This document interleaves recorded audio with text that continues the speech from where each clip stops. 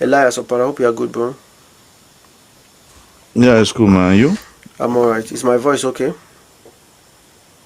Yeah, it's clear. Alright, alright. So, have you been listening to what I was saying? Yeah, you're saying about the Ottoman Empire, how they held Ireland and all those things. But if you No, look at it in that's not what history, I was saying, bro. That's not oh, what I okay, was what are saying. you saying then? I'm talking about that relationship with non-Muslim. I'm saying I just brought that as an example, one example in modern times. I was talking about that Muslims have been commanded to have good relationship with non-Muslims. So I started by saying about Okay, can we go to Quran chapter 551 can to you prove what you're saying? yes, we can go there. But first of all, can you listen to what I'm saying?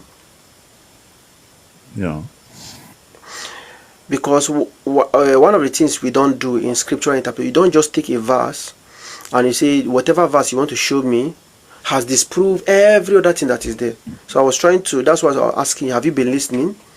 You said I was talking about Irish. I was not talking about Irish. I was talking about Muslim relationship with non-Muslims. So that's what I was talking about. So let me just recap in one and a half minutes. I was saying that the Prophet Muhammad himself, right? He was called Al Amin as Sadiq, the trustworthy one, the truthful one, and he was called all of these by non-Muslims because he was the most truthful person among them. They all knew him, and when they have conflict, he is the one that they are going to call to solve their conflict for them. When Prophet Muhammad was even in his 20s, he joined an organization called Hifzul Fudul, an alliance of the righteous that would make sure that anybody who is oppressed is being given the right. The person is like the person is giving his right back and is not oppressed, right? And these people are all not Muslims. Then eventually, even when he became a prophet, I said the Prophet Muhammad, peace be upon him, he used to cook and invite neighbors to come and eat from his food. The Quran commands the believers to help those to feed anybody, to feed the needy, to feed the orphans, to feed the captives of war, and all of this has nothing to do with your religion. And also, I talked about that even when the Muslims were in problem, the Prophet Muhammad sent some Muslims to go to Abyssinia. Abyssinians are actually Christians. It was because of the good relation that existed between the Muslims and the Abyssinians, the Prophet would send them there, right? And they went there. In an authentic hadith, the Prophet said, you should leave the Abyssinians alone as long as they leave you alone. Leave the Turks alone as long as they leave you alone. And I also said that even when the Prophet Muhammad himself was migrating from Mecca to Medina, he put his own life in the hands of a non-Muslim, an Arab pagan. His name is Abdullah bin Uraykit. He was the one who was the guide of the Muslims. The Prophet Muhammad passed away. He passed away while his shield, or while his shield or his sword was in the hands of a Jew, because he had had business transaction with the Jew, and he gave him the person his shield or his sword as collateral. The Prophet passed away, just to show you what I'm trying to say. Even till his death, the Prophet passed away while his own shield was in the hands of a Jew. Can you imagine? This is the head of, like, at that time, the Prophet was the head of the highest military in Arabia. He was the head of the whole of Arabia. The Muslims are already even entering part of the Roman Empire, entering part of the Persian Empire, and yet this person was still having debts, was still buying something from people he could not pay, that he will have to use his either his sword or his this thing as collateral. So again, what I'm trying to say is that yes, Muslims have been commanded to have good relationship with non-Muslims. We are not saying that the Prophet Muhammad did not fight. He fought, of course, but we are saying the fighting was due to aggression from those people, not due to religious differences. Hope you understand. Now you can ask your question. Yeah, let's first of all go to Quran because Quran is the key. Let's go Quran 551. All right. What does he say? You can open it now. Let's see. I don't want to open it, bro. You have to just tell me what it says. Make your claim, and then I It's can saying that respond. you should not have Christians and Jews as friends. Absolutely, bro. If you have them as friends as a Muslim, you are no more a Muslim. You are part of them. Absolutely, bro. So how is this a problem, bro? For you, it's a problem, bro.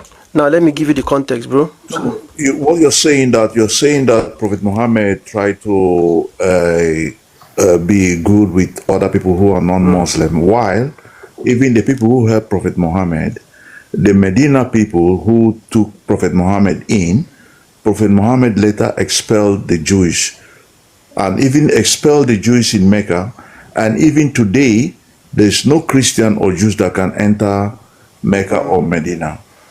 It is total discrimination. What Yes, you're I think. preaching, what you're saying is totally wrong. Yeah, let me respond to you. You are just combining different things.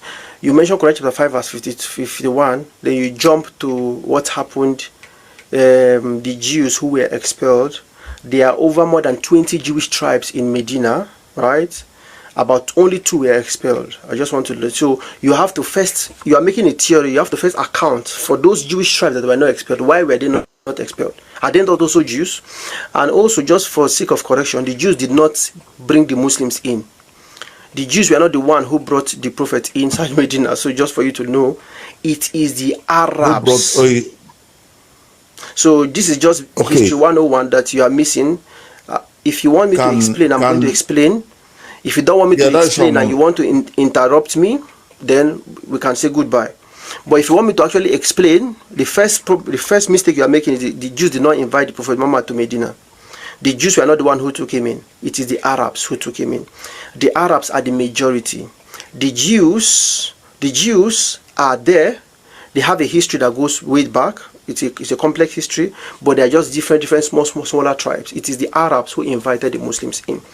And when the Prophet came in, the Prophet had a constitution in Medina. Are you aware of a constitution in Medina?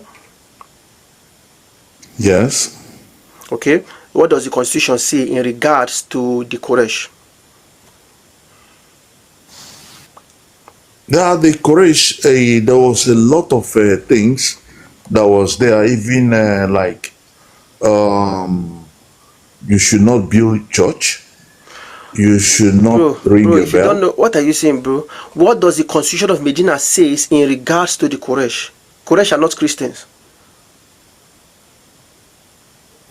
Quraysh, oh, yeah, Quraysh are pagans. Yeah, but you can say, tell me, because what I'm asking you, can Bro, we read Quran I know first? what Let's you go are to saying, Quran. bro. Calm down. If you don't calm down to learn, we are not going anywhere. All of this aggressive, it will not work. If you want to learn, we can both have a productive discussion. I ask you Okay, a let's go to question. If you don't Quran. know, I'm already answering you, bro. I'm in the process of answering you. I'm just trying to ask you a question. Do you know what is the constitution of Medina regarding the Meccans? What the people of Medina include the Muslims, the remaining Arabs who are still pagans, and also the Jews. What did they all come together and agree that they are going to do in relation to the Quraysh? I could not remember. Maybe you can tell me. Okay. They all agreed that at no point will any of them help the Quraysh. Anyone who is a member of the state will not help the Quraysh. And all of these 3 people I just mentioned, 3 groups of people are going to come together as one ummah, one community. Let me give you one of the Jewish tribes. As I said before, there are over 20 Jewish tribes. 3, the Prophet had problems with 3. So you have to first account for why the Prophet did not have problems with the rest of the Jews. Why is it only 3 Jewish tribes? The first 2 Jewish tribes, Banu Kainuka and Banu Nadir, were expelled out of Medina. That is even mercy for the Prophet. If you know what they did, they were supposed to be fought, but the Prophet expelled them. The 3rd one, Banu Qurayza, were actually fought until they surrendered. Now, I want to ask you about the Banu Qurayza. What did the Banu Qurayza did?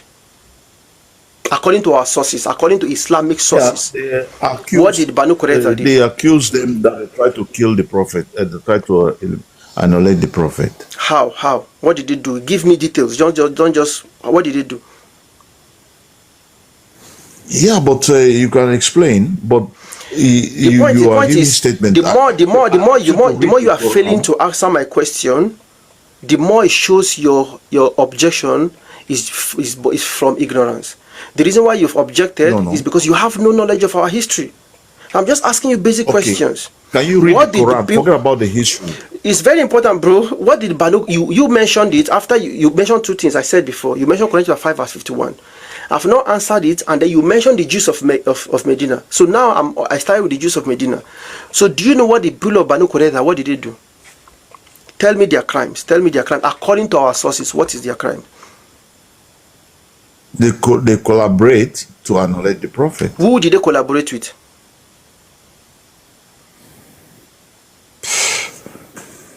I could not remember the name, but I know that they collaborate. So will you calm down so that I can let you know? Will you calm down? Elias Opara, will you calm down? Yeah, but I'm interested in the Quran part. But you did not just bring the Quran part, you also brought something else. So if you did not bring it, I would not have mentioned it. So it is what you brought. I'm trying to answer you. The only difference is that I started from the one of history. You mentioned that the Prophet Muhammad exiled some Jews, and that's what I'm hitting on. Now the last Jewish tribe or Jewish community that was actually fought, I'm just asking, what did they do? Very simple. In fact, the Quran mentions this. It was such a terrible thing that they did. In fact, the first time they had the Prophet, I said the Prophet had a conversation with all of them. That was the first time. The first Jewish tribe, Banu Kainuka, they were the first who were treacherous towards the constitution. When they were treacherous, the Prophet went to the Banu, all of the other Jewish tribes, to let them know, are you still with us? And they reaffirmed their position for the second time. Then eventually there was a battle. They are called the Battle of Khandak or Battle of Ahzab. We call it the Battle of the Trench. You can just browse it online. Battle of the Trench. This battle, 10,000 pagans attacked the Muslims. It was the highest the Muslims had ever seen. It was not just the Quraysh that attacked. It was the Quraysh and their allies. They got together, and that's why it's called Ahzab. Ahzab means confederate. So the battle is called two names. The Battle of Ahzab, that means the Battle of Confederate, or it's called the Battle of Khandak, the Battle of the Ditch, the battle that they had to dig a hole. So when they attacked the Muslims, this will be the first time that the Muslims would not go outside to fight an open pitch battle. But because the number was so overwhelming that they could not do so. But before the battle, the Prophet had already consulted his companions. What should they do? And a companion of his who was a Roman, he's not an Arab, he's a Roman. We call him Salman al-Farisi. Sorry, I said Roman. He was a Persian. Salman the Persian.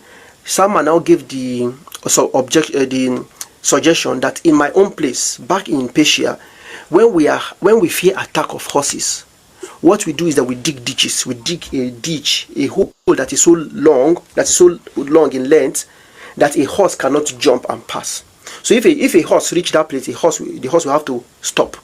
So and eventually they have to put this in action, and they dig a ditch. While they were doing this, because they did this thing rather, when the Quraysh and their allies came, they could not cross the ditch, so they camped outside, and the Muslims were in their fortress, like they call it besiege. They besieged the Muslims. So these people outside the Quraysh were thinking, what should we do? What should we do against Muhammad and his people?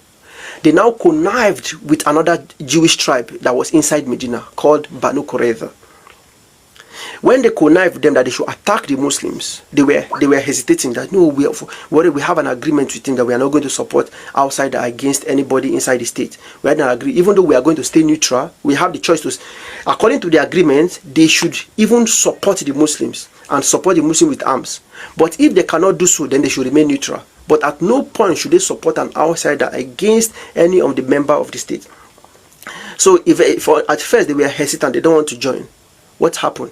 Immediately the Prophet heard of the news that the Jews are about to go back on their promise. Immediately the Prophet sent a companion to meet them again, to remind them of their promise, to remind them that, you know what, at the end of the day, you are with us. If these people, let's say something happens now and we win these people, have you forgotten that these people will go back home? But what if we win them? Where are you going to go? You are inside Medina.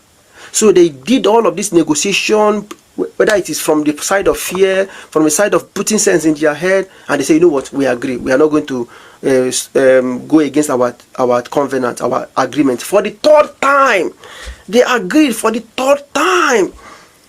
And eventually the companion went back. But to cut in short, they eventually disobeyed the prophet, and they joined forces with the with the Quraysh. And the Quran reports this. Let me just read what the Quran says about this event.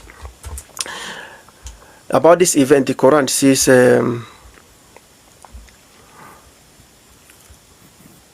Quran chapter 33 verse 9. O believers, ya ayyuhalazina amanu, uzkuru ni'matallahi alaykum. Remember the God's favor upon you when enemy forces came to besiege you in Medina. So we sent against them a bitter wind and forces you could not see. And Allah is all seeing of what you do. So eventually, these people that came to attack the Muslims, they were still there planning when a huge breeze, we call it in the desert, it's called a sandstorm. A sandstorm came, and the sandstorm was so much that they could not bear it, so they had to just go. So eventually, with all their gragra, they did not no fight happened. They went back. So, and these people who had already betrayed the Muslims were now left at the mercy of the Muslims. So now God is now recounting, after the incident, God is now telling the prophet as a revelation, recounting the favor that he had done to them in this event. Verse 10, Quran chapter 33 verse 10. Remember when they came at you from above you and from below you. So this above and below is to show those who came from the outside and those who came from the inside. And when your eyes grew wild in horror and your heart jumped into your throat and you entertained conflicting thoughts about Allah. Verse 11. Hunalika batuliyal mu'minuna wazulzilu. I'm reading this because in the Arabic, the words actually shows the words actually. Can I ask you a question based on what you have already explained? Because it's already long. Let me finish, bro, because I want you to understand. Now you are the one that come up that you want to question me. I did not force you, bro. So Quran says, "Was zulzilu zilzalan shadida." Then and there, the believers were put to the test, and they were violently shaken. Listen to what happens next. I'm going to jump to verse 13. I remember when a group of the hypocrites said, "O people of Yathrib, there is no point in you staying here. So retreat. You cannot defeat this army." Another group of them asked the prophet's permission to leave, saying, "Our house are vulnerable." I want to emphasize on this point. Some group of people came and they were saying during the heat of the battle, that, you know what, don't fight these people, you cannot defeat them. So retreat. While some other group of people came to the prophet and they were seeking excuse. "Oh prophet, allow us to go back. Please, we cannot fight. We've heard that our homes are vulnerable." Now think about it. Why is their homes vulnerable? You can read any commentary on this. Why is their home? Why do they think that their homes are vulnerable? Because they already heard that the Jews are attacking them from the inside, and the women and children are at home. Them, they are at the war front. The women and children are at home. So they are now coming. Some hypocrites are now coming to the prophet and say, "You know what? Please allow us to go back home. We don't hear say these people they attack us from the inside. So let me go back home and go and protect my wife and my children." So they are saying that our homes are vulnerable. Allah says, while in fact they were not vulnerable. They only wish to flee. They just won't run. So the whole point is that it is on this case that the Banu Qurayza, they went against their promise, against the treaty, the agreement that they had, and eventually the prophet had to immediately the prophet finished this battle. The prophet had to go against them. So all of the Jewish tribes all fall in this category. They were aggressive towards the prophet, and they went against the very covenant that they promised that they are going to fulfill. That's the first one. The second answer you are giving, Quran chapter 5 verse 51, I can give a lot of reason, but the best way for me to do it is just to use one part of the Quran to explain another part of the Quran, because the Quran explains itself. No, let's read it. Let the audience also know exactly what we are talking about. Bro, you've already read it, if bro. you're watching, Yes, you've already read it, bro. Let me read it out. So Quran chapter 5 verse 51 says, "Ya ayyuhalazina amanu, O you who believe, la tattakhizul yahuda wan nasara awliya." Do not take the Jews and the Christians as, my translation says, as guardians. It can also be translated as friends. It can also be translated as supporters. It can also be translated as political allies. They are guardians of each other. In another verse of the Quran, Quran chapter 8, I think verse 71, God Almighty says, وَالَّذِينَ كَفَرُوا بَعْضُهُمْ أَوْلِيَاءُ بَعْضٍ. The disbelievers, they are supporters and friends of each other. So the Quran now says, whoever does so, whoever takes them as friends will be counted as one of them. Surely Allah does not guide the wrongdoing people. Very simple. Our own position is that these people that you are not supposed to take as friends are those who are persecuting you among them, those who are aggressive among them. This same similar verse is also repeated in Quran chapter 3 verse 28, where it talks about non-Muslims in general. Do not take the non-Muslims as awliya. The Arabic word is awliya, right? Now, let me, as I said, if I'm just going to use one verse, one part of the Quran to explain another part of the Quran, so that it will be very simple. Quran chapter 16. It says, Quran chapter 60 verse 1, it says, "O believer, do not take my enemies and your enemies as awliya," the same wording, "showing them affection, even though they deny what has come to you of the truth." Is that the only thing they did? No. They drove the messenger and yourselves out of Mecca simply because for your belief in Allah, your Lord. If you truly emigrated to struggle in my cause and to seek his pleasure, do not take them as friends. Right? Verse 2, Quran chapter 60 verse 2, "If they gain the upper hand over you, they would be your open enemies, unleashing their hands and tongues to harm you, and wishing that you would abandon faith." I'll jump to verse 7. Verse 7 says, the same people that are your enemies now, verse 7 says, "Asallahu an yaj'ala bainakum wa bayna allazina adaytum minhum mawadda." In time, it is possible that in the future, God can even bring about good relationship between you and these same people that you hold as enemies now. So God is saying, even the same people that are your enemies now, God can still bring good relationship between you too. Because God, Wallahu Qadir, God is capable, God is forgiving, most merciful. God can forgive them of their past sins. Then the same chapter that's talking about this now says, verse 8, "God does not forbid you, Allah does not forbid you from dealing kindly." Now this answers your question very explicitly. It's not an inference, it's not a deduction, it's just a clear-cut verse of the Quran. Quran chapter 60 verse 8. "Allah does not forbid you from dealing kindly and fairly with those who have neither fought you nor driven you out of your homes. Surely Allah loves those who are fair." Verse 9. Allah only forbids you. Now you are saying we should not take them as friends. Who are these people? Allah is only forbidding you from befriending those who have fought you for your faith, driven you out of your homes, and supported others in doing so.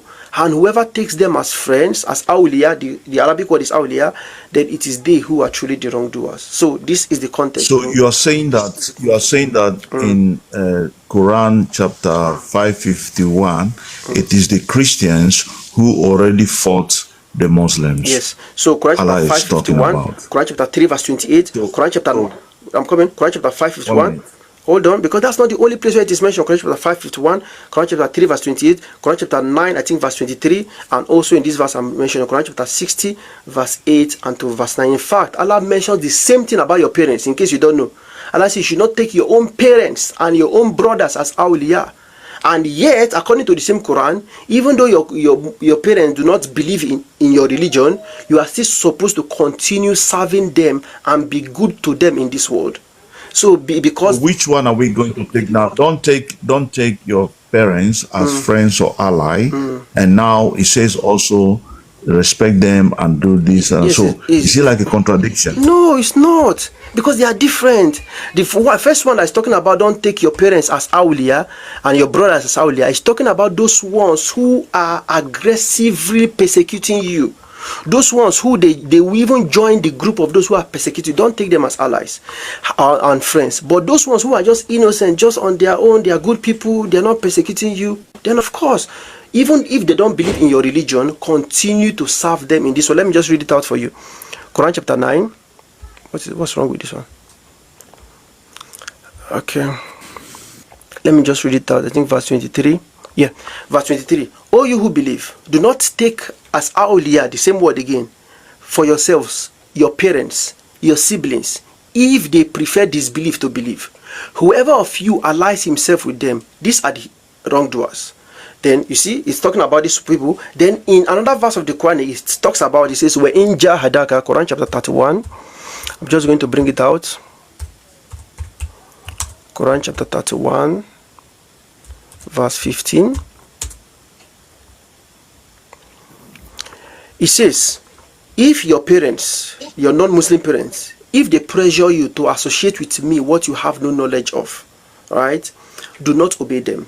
So you should, of course, you should be obedient to your parents. This verse comes after God is telling us that you should obey your parents, especially your mom. because of in weakness did she her boy carry you, and so on and so forth. So God is now saying you should obey them, except this. Okay, this is the exception. If they pressure you to associate with me what you have no knowledge of, do not obey them. Don't obey them in that. But the Quran says, "Wasahibuhuma." I'm coming. "Wasahibuhuma fi dunya ma'rufa." Then still keep them company in this world graciously. Still continue to serve them and keep them company in this world. And that's not just all. It's not just my explanation. No, we have the life of the Prophet himself that demonstrated it. There's a woman called Asma bint Abu Bakr. She's the sister of Aisha. You know Aisha. Aisha bint Abu Bakr. She's the sister of Aisha bint Asma. She migrated to Medina. She was a Muslim, and at that time there was this dichotomy: if you are a Muslim, you go to that side, Medina. If you are a disbeliever, you remain in Mecca. So she was a Muslim. She became a Muslim and she migrated to Medina. Her own mom continued to become a disbeliever. So because of that, the dad, who was Abu Bakr, radiallahu anhu, divorced her. She remained a disbeliever in Mecca. But then after some time, this was after the Battle of Badr, after the Battle of Uhud, Muslims are already fighting with the Quraysh. After some time, she decided that she wanted to come to... You're talking and talking and talking. You don't let me ask you questions. Can I just land on this? Let me just land on this, bro. After the Battle of Badr and Uhud, she came all the way to Medina to come and visit her daughter, Asma bint Abu Bakr. It's in the hadith, authentic hadith. And then she met the Prophet and told the Prophet that her mom wanted to come and see her. And the Prophet said, yes, she should meet her mom, have a good relationship with her. So, for the fact that they are not Muslim does not stop you from having a good relationship with them. The only exception, as I've read from the Quran, is only if they are part of the party who are actually persecuting you. Yeah?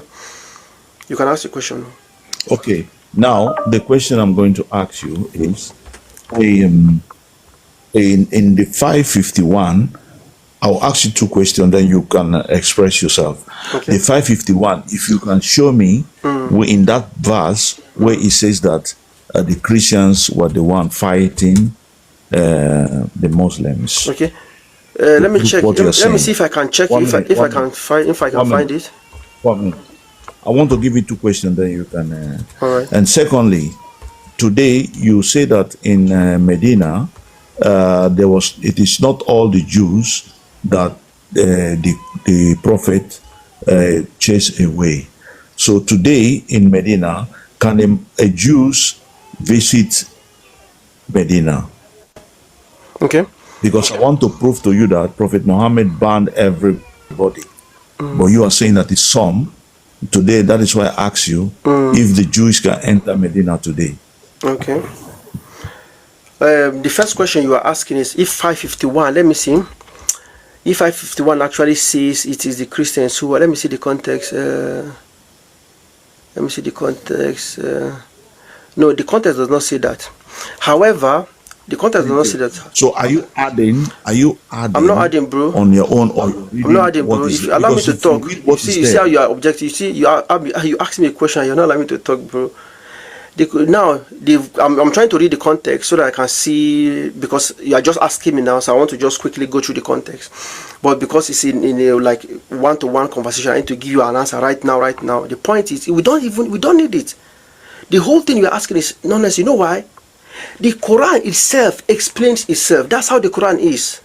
A verse that is mentioned halfway here is explained elsewhere. That's how we do what we call tafsir. And the first type of tafsir, before you even go to scholars, before you go to anybody's explanation, is allow the Quran itself to explain it itself. So for example, Quran chapter 2, around I think 35, the Quran talks about how God spoke to the angels, and there was Iblis among them, and Iblis did not bow down to Adam. You'd be like, is Iblis not an angel? You read another chapter of the Quran, Quran chapter 18, different. Look, Quran chapter 2, all the way, there's a difference of about how many chapters in between? About almost 16 chapters. In Quran chapter 18, Allah talks about the same story again, and now differentiates Satan by telling you that Iblis, kana min al-jinn, he was a jinn. So this is how the Quran explains it, even though the chapters might not follow each other. So I already read out for you Quran chapter 60 verse 8 to 9. And also another part of a scriptural interpretation is that you don't assume contradiction if you have a good way of reconciling it. So Quran chapter 60 verse 8, God is telling you he has not forbidden you from having good relationship with those who have not fought you because of your religion, nor driven you out of your homes. He has not fought you. He has not stopped from being kind and just towards them. The next verse now says he has only forbidden for you for taking as friends those who have fought you because of religion and driven you out of your homes. Now, let me give you something else, something that is closer home to the question that you are asking, the particular question you are asking. Quran chapter 3 said similar thing to what you asked me. Quran chapter 3 verse 20, it says, believers, okay, yeah, Quran chapter 3 verse 20, it says believers are not to take disbelievers for friends. The same kind of concept, and the wording is awliya instead of believers. It now says whoever does that has nothing to do with God, unless it is to protect your own selves against them. So this one, exactly similar to what you said, though, is similar to, the only difference is Quran chapter 5 verse 51 mentions the Christians and the Jews specifically. This one mentions the disbelievers in general. Instead of, if you are, hold on, bro. So now the verse continues by saying, unless you want to take them, because you want to protect yourselves against them. Why are you protecting yourselves against them? If they are good people, innocent people, why are you supposed to even feign or pretend to be their friends because you are afraid of their harm? So again, within the Quranic context, using the Quran to explain itself, the Quran has explained it. And also, right, bro, if you hold on to this position, you can't even explain anything about Islamic history. How were the Muslims living with other non-Muslims? Like, because it is historically known. For example, bro, let me just give you one thing. Let's say, maybe you say, this is even from a Western academic. If you can read what is down here, how Muslims, Jews, and Christians, hold on, bro. How Muslims, Jews, and Christians created a culture of tolerance in medieval Spain. Like, it will be difficult now, holding to your position, to explain anything that has happened in Islamic history, how Muslims and Jews and Christians live together. Like, it will be difficult for you to explain it. Then the second question you asked me, which is the question about the Jews in Medina. You said, I said the Prophet did not chase away the Jews. I don't think that's what I said. I said, can a Muslim or a Christian or a Jews visit Medina today? You said something first before the final question. You are trying to say let me put it easy. Let me make it easy way. Yes. Okay. What I said was, the Jewish in Medina, Prophet Muhammad expelled only 2 that was against them, right? Only 2. Okay. Only 2. The remaining was there. So I want to counter that by telling you, can a Jew or a Christian visit Medina today? Okay, let me respond to you. So the Prophet expelled only 2. Then the Prophet said again, towards the end of his life, that if he lives long, he is going to expel all of the Jews of Medina. The Prophet said it. So we also have a narration that states that. So the Prophet himself expelled 2. The Prophet said if he lives long than that year that he lived, he's going to expel the rest of the Jews, but he never did it until he passed away. Why? Let me come to you now, because time did not allow for him to do it. But the point is, the Prophet expelled the first 2, which we know their problem, but the others were not peaceful as well. So the Quran says something in Surah Al-Anfal. The Quran says, وَإِمَّا تَخَفَنَّ مِنْ قَوْمٍ خِيَانَةً فَانْبِذْ إِلَيْهِمْ عَلَى سَوَاءٍ. If you fear treachery from them, you have peace treaty with them, because the Prophet had peace treaty with the rest of the people. But if you fear treachery from them, you fear the way this peace covenant is going, you know what? It's going to be to my disadvantage, because these people, they are going to break it. What happened is, because the Prophet said, the Quran says, throw back the treaty to them, so that you guys can be on equal terms, so that you know that, okay, at any point in time you are expecting You are expecting problem from them. You are expecting aggression from them. At any point in time, they can expect any aggression from them, from you. You guys should be on equal terms. Nobody will kiss each other. I'm coming, bro. My question: can a Jews or a I'm coming, bro. I'm coming, bro. I'm coming. Calm down. All the Islamophobia they don't put for your head. Just calm down. You go come out today. If you allow me to explain. So because of that, the Prophet said he is going to take them out. Eventually, he did not do it. Under the time of Abu Bakr, they remained under Abu Bakr. They remained under the time of Umar, but Umar eventually chased them out. The point is they continued to become a threat to the state. And Umar chased them out. For only the city of Mecca and Medina, the whole of Arabia is there. You can come to the whole of Arabia, but only the city of Mecca and Medina, it will be only a state for the Muslims. That has nothing to do with peaceful relationship. If you want to come to Muslim land, come to other lands, but not to Mecca and Medina. And by the way, it is not only Muslims who have this rule, just to let you know. In Vatican also as well, there are no mosques in Vatican. In most of Christian history, Vatican, not being using Vatican as an excuse. No, the question whole point is today, no. Elias Opera. The Vatican comes into this question because the whole thing is, if you are saying because we don't allow, can you visit Vatican today? Because you, as a Muslim, I don't know. I've never tried it. I ask you question. I've never tried it, bro. But Muslims can visit Vatican today. The whole point is Muslims, Christians. By the way, Christians are no longer in power. That's the point.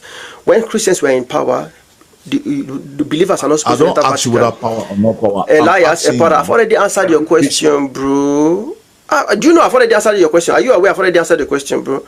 And I'm just now putting the cherry on top of the cake by telling you that even in Vatican, I've already answered the question you asked. I'm now saying that even in Vatican, there is this whole concept where the major city, the main central city, the capital is not allowed for outsiders. It's only allowed for insiders. So that's the point I'm trying to say. So again, the only reason why the Jews where the Prophet says he's going to take the Jews out, he's going to expel the Jews, right? And why eventually Umar expelled them is because of the eventual threat from these people. Because these people, they claim that they are part of the state, but somehow they are not part of the state, and they don't want to be part of the state. They are always, and at any point in time, they are always supporting others against the state. So eventually they were chased out. Okay. And also, hold on, bro. Now I want to ask you a question. You've asked me a question. No, let me. I want to ask you a question, bro. You explain. No, I want to ask you a question. I want to ask you a question, bro. You are saying that. I want to ask you a question, bro. Elias. Christian and the Jews are not Elias, allowed. I want to ask you a question, bro. Okay. Ask it. Within the same spirit, can you tell me, if Muslims are not supposed to have good relationship with Jews and Christians, can you tell me why did Umar, radiallahu anhu, the second caliph of Islam, when Muslims conquered Jerusalem from the Roman Christians, can you tell me why did Umar bring back Jews to Jerusalem after 500 years of not stepping foot in the holy city? Why did Umar, a Muslim, why did he have to bring Jews into Jerusalem? So I want you to answer that based on your theory. God bless you. Yeah. Now, you keep on maneuvering and saying a lot of things, and all those things I can debunk it in 1 second, because on the last day, a Jews will hide under a tree, and the tree will say, Muslim, come and see the Jews will hide. Well, I mean, I'm coming. You explain a lot. I also have Elias, I asked you a question. The tree. Yes, I'm going to answer your question. This is talking about a war that's going to happen in this world, not on the last day. In this world, there's going to be a war that happens between the Jews and the Muslims. That is there. The question I ask you is, this is a prophecy about the future. The question I ask you is, tell me with your theory in mind, Muslims are not supposed to have relationship with Jews and. With your theory in mind, I want you to explain. Tell me, is Umar wrong? Why did he bring Jews back to live in the land? Okay. Anybody that is watching this platform today, please go and read what they call the path of Umar. The path of Elias Umar. Opara. Let me answer my question. I'm going to count to 5. If you don't answer my question, I'm not scared, bro. I asked you a question. You've been asking me a question. I've been replying. It is humiliation. All right, bro. It Take is care. fraudery. Okay. It is go and read the part of He doesn't want to engage, bro. So this is what we do with people like this. When they keep asking questions, you answer them. You just try to see the contents of their knowledge. So eventually you ask them a question and they run from the question. So again, he has showed it.